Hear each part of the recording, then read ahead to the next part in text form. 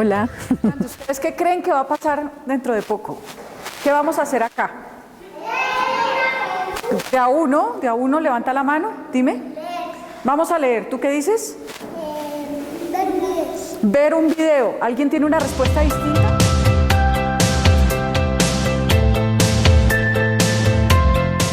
A partir de una caja de ideas metodológicas que he ido construyendo con mi trabajo como mediadora y de la experiencia de trabajo en escuelas con niños en ruralidad, entonces hice una selección de materiales de lectura que uno podría decir que son como los imprescindibles, los materiales de lectura que sabe uno que no van a fallar, porque uno tendría que tener mucho más tiempo para saber cuáles son los gustos e intereses lectores de esos chicos. Y como yo sé que no podía tener necesariamente esa información, entonces me voy es como por la opción de escoger materiales que sé que no van a fallar y que van a atrapar a los niños, porque ya los he probado en contextos muy parecidos con niños de las edades que tienen estos chicos.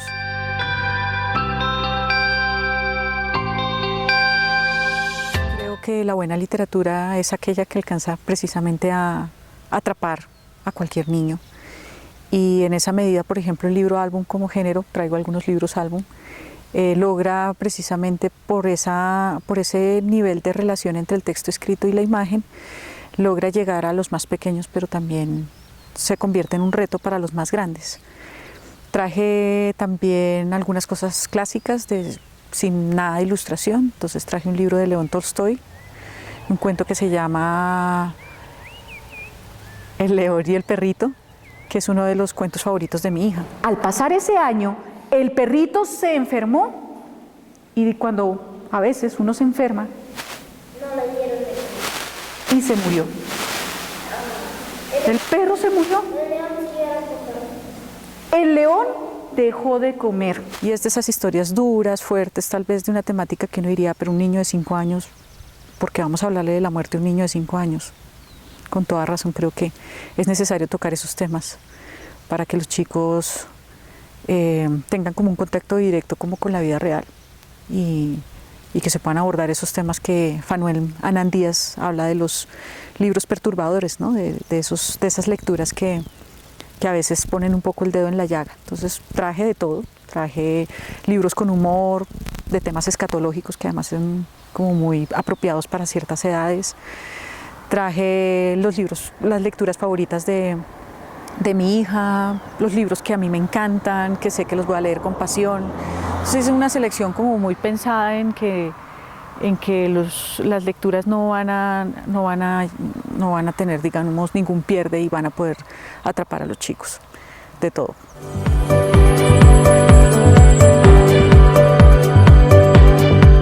Pues ha sido básicamente desde la experiencia. O sea, libros que han sido probados una y otra vez, libros con los que he trabajado en diferentes contextos, en ruralidad específicamente libros de tradición oral, por ejemplo. Creo que ha sido clave contar con esos imprescindibles que son de la tradición oral, que tienen en su lenguaje como un nivel también de acercamiento con la vida cotidiana de esos chicos, pero que al mismo tiempo les ofrece otras posibilidades de imaginar. No necesariamente selecciono libros que hablen solo de su cotidianidad o de cosas que ellos conocen, sino por el contrario también estoy convencida de que es necesario traer historias a estos chicos de cosas completamente distintas a su contexto.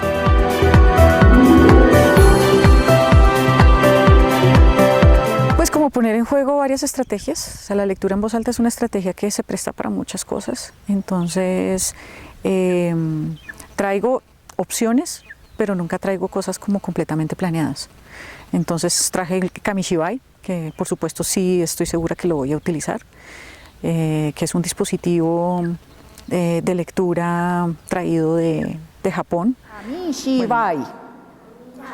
¿Cómo se llama? Kamishibai. Un Kamishibai. Pues resulta que aquí adentro hay unas puertas que se abren a un mundo mágico que es el mundo de las historias. ¿Bien? Traje Vamos a cazar un oso para leerlo con los ojos vendados. Por encima no podemos pasar, por abajo no podemos pasar. Ni modo, lo tendremos que atravesar. Swiss, swash, swiss, swash, swiss, swash, swiss, swash, swiss, swash, swiss, swash, swiss. Y todavía sigo buscando otro libro para leer con los ojos vendados y no lo encuentro. No es tan fácil, creo yo, porque no es poner la estrategia porque sí, o sea, no es utilizar, no es vendar los ojos con cualquier libro, sino es más bien el libro o el material de lectura que te dice que debes hacer, ¿no? Traje una caja de música, no sé si la vaya a utilizar.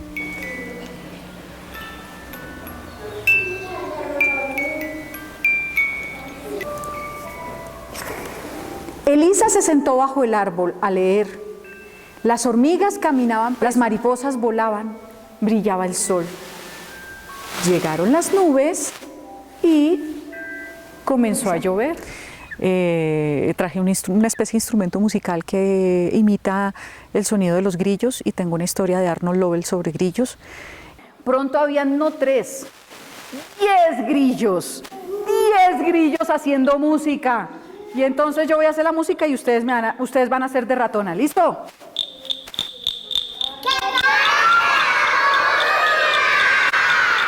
¿Qué? ¿Que les traiga más grillos? Por favor, gritó la ratona. ¡Quiero dormir! ¡Váyanse ya! ¿Irnos?, preguntaron los grillos. ¿Por qué no nos dijiste eso desde un principio? Nos iremos a cantar a otro lado, dijeron los 10 grillos. Como dispositivos, digamos, distintos al libro, traigo solo eso, que ya es bastante, ¿no? Y es como poner en juego la lectura en voz alta en sus diversas posibilidades, utilizando objetos que puedan como apoyar esa lectura. Pero creo que lo más importante es que haya venido y es traer mi voz y por supuesto tener los materiales de lectura, porque pues yo no podría improvisar ni hacer otra cosa distinta que los mismos autores que se han tomado tanto tiempo en hacerlo lo han pensado y han creado estéticamente esas historias como para, no sé, para prescindir de la literatura de los libros, pues no. Entonces vengo con la voz, vengo con los libros y vengo con muchas posibilidades metodológicas para trabajar con los chicos y aunque tengo cosas planeadas también, creo que por la experiencia, también como que me doy el permiso de leer las cosas como van pasando y tomar decisiones también sobre la marcha.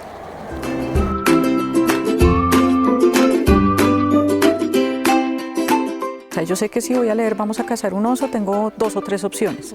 Entonces a veces cuando leo Vamos a cazar un oso, entonces generalmente uso las vendas, pero no siempre las uso. Por ejemplo, uno puede leer Vamos a cazar un oso con los ojos vendados y después leer las imágenes en Videobeam o directamente en el libro si no tienes el Videobeam porque no hay luz, lo que sea, ¿cierto?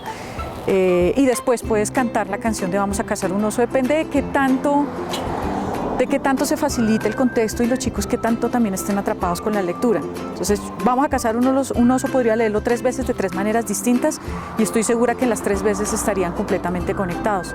Pero si por alguna razón veo que los chicos no están tan atrapados por la historia, entonces yo voy adaptando esa preplaneación que tengo de la actividad. Entonces, desde leerla en voz alta simplemente y sin vendas ni nada, hasta leer 3 veces, una cantando, otra con los ojos vendados y otro leyendo las imágenes, con algunas preguntas como del tipo, bueno, ¿cómo te imaginaste que era el oso? Porque no lo han visto, ¿no? Se lo han imaginado.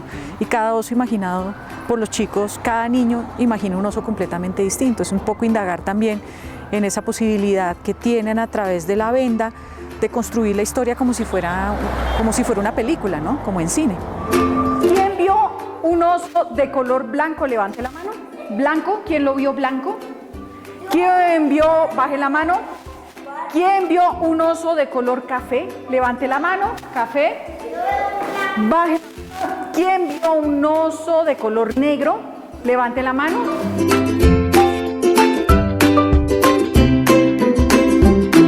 No altero para nada lo que leo.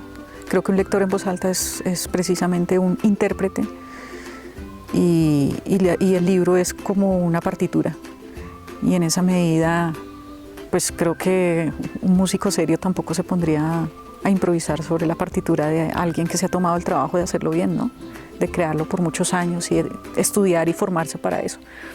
Asimismo, creo que el lector en voz alta debe ser muy respetuoso con el libro y yo lo soy. Y si quisiera aventurarme a hacer otra cosa, entonces sería una narradora oral. Y la narración oral es pues, una posibilidad, es una estrategia también muy interesante. Tal vez sobre cuentos de tradición oral me doy ciertos permisos. El tigre y el cangrejo es un cuento de la tribu Pemón y es de tradición oral. Entonces, con ese libro pues me permito ciertas cosas. Caramba, hermano, respondió el tigre, hazlo una última vez para que yo vea. Tanto y tanto insistió el tigre que el cangrejo al fin complació al tigre y le mostró el juego de lanzar los ojos al mar y hacerlos regresar. Se sacó los ojos y los lanzó al mar cantando. Y aquí va la canción. Ojos, mis ojos, hasta el medio del mar vuelen ya. Sen, vuelen ya. Sen.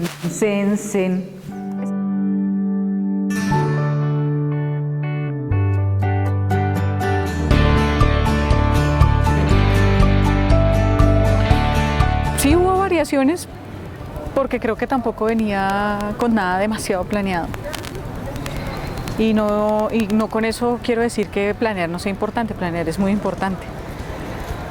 De hecho, si uno no planea, pues seguro que no hace las cosas con la misma seguridad, que no logra desarrollar una secuencia realmente con sentido, ¿no? Lo que pasa es que yo tengo una gran ventaja aquí y es que son momentos de lectura compartidos con niños en el marco de no necesariamente un proyecto, no necesariamente con una intencionalidad pedagógica, pero seguro que si estuviera, no sé, si desarrollara los mismos encuentros de lectura en el marco de un proyecto determinado, pues seguro sí tendría que pensar en cuál es esa intencionalidad y seguramente también los materiales de lectura tendría que escogerlos de acuerdo con esta intencionalidad y tendría que traer todo muy bien planeado. Digamos que la ventaja aquí es que con la experiencia lo que uno logra es tener un grupo de libros y también esperar un poco a ver cómo los niños van recibiendo esas lecturas. Y entonces lo que hice fue como tomar esta sesión como una especie de laboratorio, porque creo que esa era la oportunidad que yo tenía. Entonces, por ejemplo, el primer encuentro de lectura,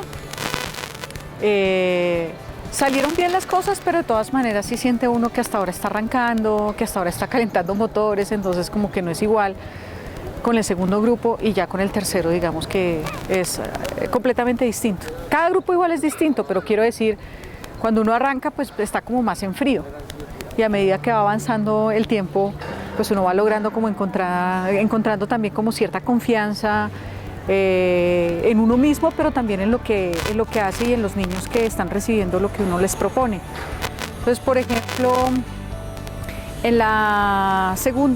con el segundo grupo fluyó la cosa más que con el primero, pero no por los niños, sino por mí y porque hasta ahora estaba comenzando.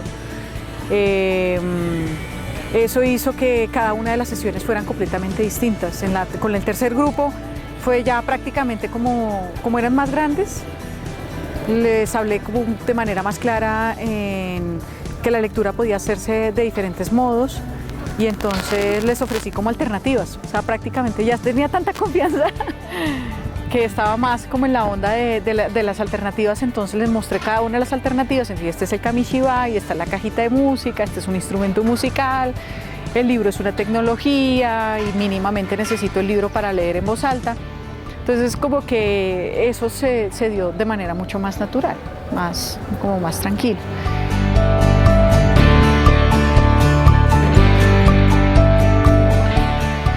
De los libros que traje, leí los que sentía que funcionaban más, pero de todas maneras sí creo que leí prácticamente, creo que repetí 1 o 2 libros de los que traje. De resto prácticamente los leí casi todos y me causó mucha curiosidad ver cómo el efecto que produce el kamishibai en los niños, porque es como ese dispositivo como que centra más la atención y como que logra atraparlos más. No sé si porque parece un acuario, porque parece un televisor o porque parece un teatrino, por el hecho del marco y de las imágenes allí dispuestas de un modo distinto al libro.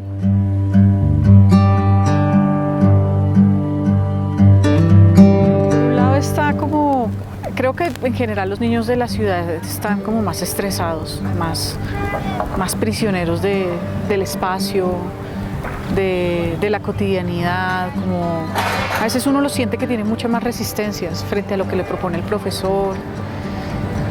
Y creo que en medio de todo es comprensible porque igual la ciudad tiene una dinámica completamente distinta al campo. Los niños de campo siempre están más dispuestos y más abiertos a lo que uno les propone. Y no por ingenuidad, no porque... Yo creo que es más bien porque tienen como un acceso a la cultura más restringido y eso hace que todo lo que venga lo reciban como con mucho cariño. Pues si uno compara a estos chicos con un colegio público de Bogotá, no sé, uno promedio, pues es que los chicos de los colegios distritales están en unas condiciones con una presión mucho mayor y a veces también dan con maestros que no lo saben orientar y que no saben de alguna manera seducirlos con lo que hacen. Realmente es como eso también, el tipo de mediadores que acompañan a esos chicos determina también la manera en cómo se trabaja. Pero pues a mí me encanta trabajar con los chicos del campo, me encanta.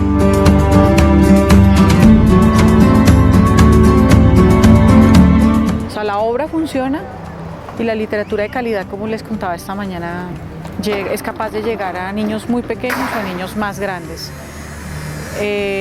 Por otro lado, también tiene que ver no tanto con la interpretación en sí misma de la historia, sino la manera en cómo se desarrolla la secuencia. Entonces, por ejemplo, el de esta mañana, digamos, fue una lectura mucho más natural. Sí les dije que era una historia triste y traté como de que les llegara de un modo mucho más sencillo, de pronto en la manera en cómo lo estaba leyendo, o los comentarios, porque yo no transformo el texto, pero sí de pronto hago comentarios o la manera en cómo presento el libro, en la manera como lo cierro o en las cosas que pueda decir, sí hace como la diferencia. Entonces ahí es en donde uno puede como acercarse más a los niños chiquitos, que lo haría de manera distinta con los más grandes. Entonces, por ejemplo, ya con el grupo más grande, aunque les dije que era una historia triste, fui un poco más sarcástica, más irónica, y eso no lo hice con los chiquitos. Pues con los grandes les decía como, no se encariñen del perrito que esta historia va mal. Les decía, ya, eso era ironía, abiertamente. Y esos chicos de esas edades entienden un poco más la ironía. Los niños más chiquitos casi que se lo toman literalmente. Entonces, y esas cosas uno las va aprendiendo pues en la medida en que va trabajando con grupos de diferentes edades y con los hijos mismos. Entonces sí es que en la selección del material de lectura está como el secreto, pero también en la manera en cómo presentas, los comentarios que haces y las acciones que desarrollas al final, que ustedes vieron que no son muchas tampoco. Yo no hago preguntas demasiado planeadas, sino porque precisamente era un espacio libre de lectura en donde lo que interesaba era el tiempo, es dar a leer sin pedir nada a cambio, que eso es algo que la escuela necesita cada vez más, creo yo, además de las otras cosas que hay que pedir, por supuesto, pero digamos que esa era mi gran ventaja, entonces pues eso lo hice así, de esa manera. Yo creo que la selección de los materiales es súper clave.